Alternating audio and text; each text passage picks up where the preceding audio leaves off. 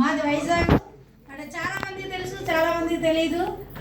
అంటే ఇప్పుడు వరకు జరుగుతున్నటువంటి ఆర్సిఎం బిజినెస్లో ఏవైతే మనం మంచి మాటలు విన్నామో, నా భాషలో నాకు తెలిసినట్టు చెప్పినటువంటి వస్తువులు ఎలా ఉన్నాయి, ఏ విధంగా సక్సెస్ అయ్యారనేది నాకు చెప్పమన్నారు సారు.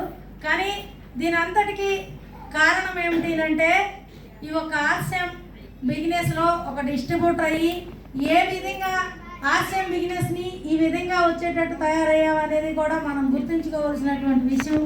నన్ను ఆర్సిఎం డిస్ట్రిబ్యూటర్ చేసిన మా రామకృష్ణ గారికి ధన్యవాదాలు. మనందరివి కూడా ఆర్సిఎం డిస్ట్రిబ్యూటర్లు కూడా అందరం ఆర్సిఎం కోసం తెలుసుకోవాలని వచ్చినటువంటి మనందరివి కూడా అటువంటి వాళ్ళని మీ అందరికీ కూడా ధన్యవాదాలు. తర్వాత ఇంకోటి ఏంటంటే, ఈ ఆర్సిఎం బిజినెస్ని ఈరోజు ఈ డేస్ మీద నిలబడి మాట్లాడుతున్నటువంటి అవకాశాలు, ఒక లేడీగా ఒక మంచి విషయాలు ఎలా మనం ముందుకు వెళ్ళాలనేది మాట్లాడవలసినటువంటి అవసరం కూడా నా నుంచి వచ్చింది అంటే, వేరే దగ్గర అయితే అలా చేయలేము, అది అందరికీ తెలుసు.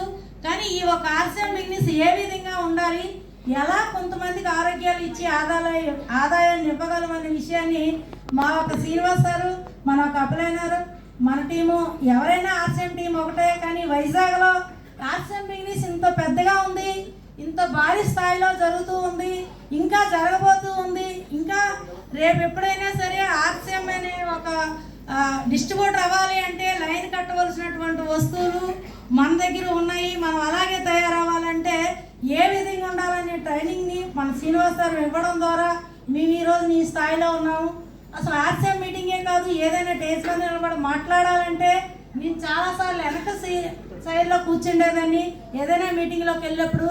కానీ ఆర్సిఎంలోకి వచ్చిన తర్వాత శ్రీనివాస్ సార్ చెప్పినటువంటి మాటలు, ఆర్సిఎంలో తిన్న ప్రోడక్ట్ నేర్పించినటువంటి ట్రైనింగ్ నాకు ఎలా ఉందంటే, ఎప్పుడెప్పుడు మీటింగ్ జరుగుతుందా, ఎప్పుడెప్పుడు 21వ తారీఖు వస్తుందా, వర్షం వచ్చిందా, చలి వచ్చిందా, బాగాలేదా, ఏమీ అవసరం లేదు, ఆ మీటింగ్లో వెళ్ళి కూర్చోవాలి, ఇటువంటి విషయాలు వినాలి, ఇంకా చాలా నేర్చుకోవాలి, మనం ఎవరికైనా నేర్పాలనే విషయాన్ని నేను నేర్చుకోవడానికే వచ్చాను ఆర్సిఎం మీటింగ్లకి.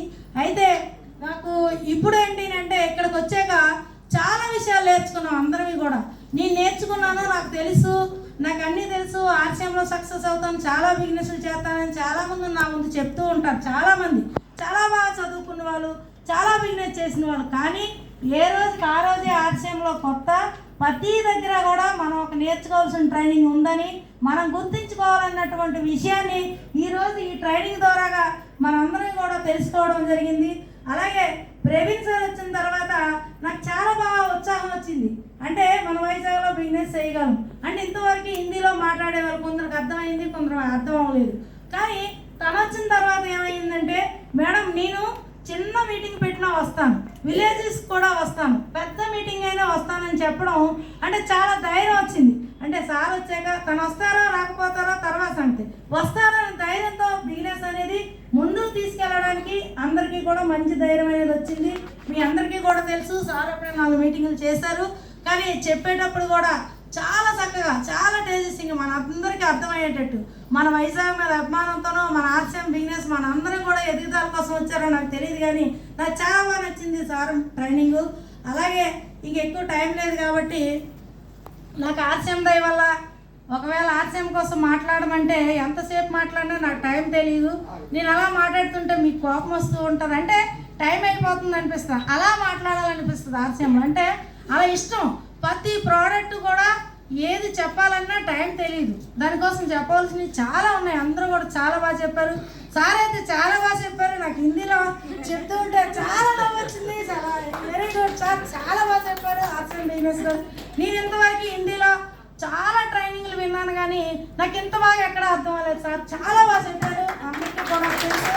అంటే ఇప్పటి నుంచి మనం ఆర్సిఎం బిజినెస్ ఎలా చేసుకోవాలి, అది మీరు అవనియండి, మా లేడీస్ అవనియండి, ఎవరైనా సరే ఎలా చేసుకోవాలనేది కూడా చాలా బాగా చెప్పారు సారు.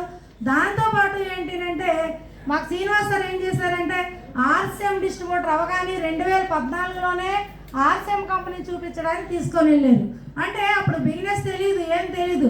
ఆర్సిఎం వస్తువులు వాడుకోవడానికి వస్తే ఆర్సిఎం కంపెనీ చూపిస్తానంటారేంటి, అసలు ఎందుకు చూపిస్తారు, అసలు ఏంటి, ఇన్ని రోజులు ప్రతి వస్తువు రోజు వాడుకుంటున్నాం, అప్పటికే 30 సంవత్సరాల వయసు అయిపోయింది, కానీ ఎవరూ తీసుకెళ్ళలేదు, ఏ కంపెనీ మనం చూడలేదు. కానీ ఆర్సిఎం కంపెనీ చూపిస్తామంటున్నారు, కిరాణా బదులు వాడుతున్నటువంటి వస్తువులే వాడుకుంటున్నాం, కంపెనీ మనకెందుకు చూపిస్తారు? చాలా చేపించాను. అంతవరకు నేను చేసినటువంటి పనులు ఏంటంటే లక్షల మీద బంగారాలు కొనిపించాను, కిరాణా కొనిపించాను, పనసలు చేశాను, అన్నీ చేస్తూ ఉన్నాను ఎవరికైనా సాయం అంటే. కానీ ఎవరు ఏ కంపెనీకి నన్ను తీసుకెళ్ళలేదు. కానీ ఆర్సిఎం కంపెనీకి శ్రీనివాస్ గారు 9 సార్లు తీసుకెళ్లారు నన్ను మా యొక్క కంపెనీ. అంటే అలాగే నాతో పాటుగా మనొక టీం అందరూ కూడా ఒక్కొక్కసారి 32 మంది 42 మంది అలా ప్రతిసారి కూడా మన ఒక టీము మనతో పాటు చాలా ఎక్కువ మొత్తంలో అందరూ కూడా వైజాగ్లో బాగా సహకరిస్తున్నారు. వెళ్ళాలని ఒక తాపరదాయకం. కానీ ఎన్ని పనులు ఉన్నప్పటికీ కూడా రేపు 25ని కూడా 20 మంది మన వైజాగ్ నుంచి రాజస్థాన్ వెళ్ళడం అనేది జరుగుతూ ఉంది. అదే చాలామంది చెప్తున్నారు అంటే ఉడుపులు ఉన్నాయండి, అవి ఉన్నాయి, అందరికి చాలా ఇంపార్టెంట్ పనులు ఉన్నాయి. అలాంటి వర్షాలు అటువంటి టైంలోనూ బిలవాడ రాజస్థాన్ మన వైజాగ్ నుంచి 20 మంది వెళ్ళడం జరుగుతూ ఉంది. రేపు 25 అంటే ఇలా మనం చేసేటటువంటి ఏ పని అయితే ఉందో దాన్ని 10 మందిలో ఇలా ట్రైనింగ్లో వెళ్ళడంలోనే మేము ఇంత స్థాయికి నేను ఎదగడం అనేది జరిగింది. ఆర్సిఎంలో ఏంటి అంటే చాలామంది వస్తూ ఉండేవారు, చాలామంది ఇది ఎప్పుడు చేస్తామంటే బిజినెస్ అని వెళ్ళిపోయిన వాళ్ళు కూడా ఉన్నారు. కానీ నేను కంపెనీలు ట్రైనింగ్లు అన్నీ చూశాను కాబట్టి ఆర్సిఎం కంపెనీలో ఉన్నటువంటి వస్తువులన్నీ నిత్యావసరం, అత్యవసరం, రోజు కావాల్సినవి, జీవితం ఉన్నని చెప్పి కావాలి, జీవితం అనంతం అయిపోయే వరకు కూడా ఆర్సిఎం వస్తువులు కావాలి. వీళ్ళు కాకపోతే ఇంకొకరు వాడతారు, వాళ్ళు కాకపోతే ఇంకొకరు వాడతారు, పుట్టే వాళ్ళు పెరిగే వాళ్ళు కావాలి. నేను ఆర్సిఎంలో సక్సెస్ అవ్వబోతున్నానని ఒక నమ్మకం నాలో వచ్చింది ఇలాంటి ట్రైనింగ్లు చూడడం. అదే ట్రైనింగ్లకు వెళ్ళలేదనుకోండి, అది ఏదో జరుగుతూ ఉండాలంటే రోజు వాడే వస్తువులే కదా, ఆరోగ్యం కోసం ఒకరోజు వాడతాం, ఒకరోజు వాడకపోతాం, ఇదే పెద్ద వింత కాదని చాలామంది వైజాగ్లో ఉన్నారు అలా అనుకున్న వాళ్ళు. అంటే మనం ఎన్ని ప్రాంతాలు తిరిగి వచ్చినా మనకు వైజాగ్ బంగారం. ఎవరైనా ఏ బిజినెస్ చేసుకున్నా చాలా బాగా ఏగవంతంగా అందుకునేటటువంటి ఆర్సిఎం బిజినెస్ అవనండి, ఏదైనా చేసుకోవచ్చు. మన వైజాగ్ మీదే అన్ని ఏరియాలో కళ్ళు ఉన్నాయి. కానీ మనకి మన బిజినెస్ ఎలా ఉంది, మనం ఎలా చేసుకోవాలనేది మనకు ఆలోచన లేదు. కానీ నాకేమైందంటే ఈ కంపెనీ ద్వారాగా చూస్తున్నటువంటి అన్ని ట్రైనింగ్ క్లాసులు, బొంబాయి ఫ్లైట్లో వెళ్ళాము, ఢిల్లీ వెళ్ళాము, రాజస్థాన్ ఎన్నిసార్లు వెళ్ళామో అంటే 9 సార్లు వెళ్ళాము, ఇంక ఇప్పుడు వెళ్తే 10వ సారి వెళ్తున్నాం. అలా ప్రతి మీటింగ్కి వెళ్తూ ఉంటే అన్ని హిందీలో, ఎక్కడ తెలుగులో ఆర్సిఎం మీటింగ్ ఉండదు. అంటే ఇక్కడ ప్రవీణ్ సార్ వచ్చిన తర్వాత ఇది తెలుగు మీటింగ్ మొట్టమొదటిసారి ఇంత భారీ ఎత్తుని కంపెనీ వచ్చేతో చేపిస్తున్నారు. కానీ హిందీ చెప్పనియండి, ఇంగ్లీష్ చెప్పనియండి, ఇంకేమైనా చెప్పనియండి, కానీ ఆర్సిఎం అని ఒక మాట అన్ని దిక్కులో వినిపిస్తుంది. అది హిందీలో చెప్పనియండి ఆర్సిఎం, తెలుగులో చెప్పనియండి ఆర్సిఎం, ఏమైతే అవనియండి ఆర్సిఎం బిజినెస్లో సక్సెస్ అవుతాం అన్నమాట. అదైతే మనకు అర్థం అవుతుంది కదా.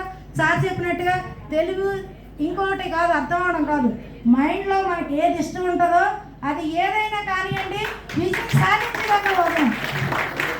అంటే ఆ విషయాన్ని సార్ చెప్పారు, నేను కూడా అలాగే అనుకున్నాను. శ్రీనివాస్ సార్ చాలాసార్లు నాకు చెప్పారు, నేను అంతవరకు చేస్తున్నటువంటి బిజినెస్లు కూడా నువ్వు ఎక్కడ నాసిపోయావు, ఏమైందో నాకు తెలియదమ్మా, ఆర్సిఎంలో నువ్వు నిలబడి ఉంటే మరికొంతమందిని ఆరోగ్యంగా ఉంచుతావు, ఆదాయంలో ఉంచుతావు, పికప్ సెంటర్లు వస్తాయి, అన్ని రకాలుగా కూడా నువ్వే కొంతమందికి ఉద్యోగాలు ఇవ్వబోతున్నావు అని చెప్పారు సార్. ఇది ఎక్కడ సాధ్యం అండి, ఇలాంటివి జరుగుతాయా? ఒక లేడీ, నేను అసలు ఆర్సిఎం కంపెనీలోనే కాదు ఏ విషయంలో ఒక మాట మాట్లాడాలని నేనేం చదువుకోలేదు, రాయడం రాదు, చదవడం రాదు. మీరంతా కూడా ఇప్పుడు రాస్తున్నారు, డైరీలో రాసుకుంటారు, లేదంటే మాటల్లో రాసుకుంటారు, కంపెనీలో చూసి రాసుకుంటారు, అన్నీ కూడా మీ అందరూ చదువుకున్నారు. అసలు నేను చదువుకోలేదు, నన్ను స్కూల్లో వెళ్ళలేదు మా అమ్మ వాళ్ళు. అదంతా సార్ చెప్పినట్టు బుర్రలో ఉన్నటువంటి తెలివితేటలు, తర్వాత మా సీనియర్ మాకు ఇచ్చినటువంటి గైడ్లైన్స్ వల్లే ఆర్సిఎం బిజినెస్ ఇంత చక్కగా నాకు రావడానికి కానీ బాగా ఇష్టపడడానికి కానీ గల కారణాలు ఏంటంటే వెనక్కి వెళ్ళాలన్న ఆలోచన అనేది లేకుండా ఉంది. ఇప్పుడు సార్ చెప్పారు ఉమెన్ ఎంప్లాయ్మెంట్ ఎలా ఉంటుంది అంటే ఉదయం వేసి ఏదైనా ఒక ఆఫీస్లో పనిచేయాలంటే బాగా చదువుకోవాలి, అక్కడ ఒక రిమైండర్స్తో ఒక ఉద్యోగం రావాలి, అప్పుడు 20,000 30,000 రావచ్చు. కానీ ఆర్సిఎం కంపెనీలో ఎవరు రికమెండేషన్ అవసరం లేదు, ఎవరు చదువుకోలేదని అవసరం లేదు, ఒక ఆర్సిఎం డిస్ట్రిబ్యూటర్ అయి ఉంటే చాలు. ఆర్సిఎం వస్తువులు మనస్ఫూర్తిగా ఇందాక సార్ చెప్పినట్టుగా మన ఇంట్లో అన్ని వాడుతూ చెప్పిన వాళ్ళతో కూడా ఎలా చెప్తున్నాం మనం వాడితేనే చెప్పగలుగుతాం. వాడలేదనుకోండి కొంచెం అటు ఇటు చెప్పడానికి ట్రై చేస్తాం, వాళ్ళకి మన గురించి అర్థమైపోతే మనం కూడా ఆర్సిఎంలో ఉందాం. అది ఒక్కటే చెయ్యాలి, మనం వాడాలి, వాడుతున్న సామాన్ల కోసమే ఆర్సీఎం కోసం చెప్పాలి. నేను చాలాసార్లు పిలవాలి వెళ్ళేటప్పుడు టీచర్ సార్ చెప్పిన మాటలు ఏమనంటే అన్ని బిజినెస్లోనూ మాయ మాటలు చెప్తే జరుగుద్ది, కానీ ఆర్సీఎం బిజినెస్లో నిజం చెప్తేనే సక్సెస్ అవుతారని చెప్పారు. అలాంటప్పుడు అసలు ఇదేంటి ఫస్ట్ సారి వెళ్ళినప్పుడు అనుకున్నాను మాయ మాట్లాడుకున్న ఆర్సీఎం ప్రోడక్ట్ ఎలా పంపించను, టీవీలో యాడ్లు రావు, చెప్పడానికి వినరు, ఏ విధంగా ఆర్సీఎం బిజినెస్ చేస్తాం సార్ ఎలా చెప్తున్నారేటని కాసేపు ముందుకు కూర్చొని ఆలోచించాను. కానీ రోజు రోజుకి తెలుసుకుంటూ ఉంటే అదే నిజమని ఎందుకు తెలిసిందనంటే ప్రతి ప్రోడక్ట్ రోజు టీవీలో చూస్తేనే వాడతాము.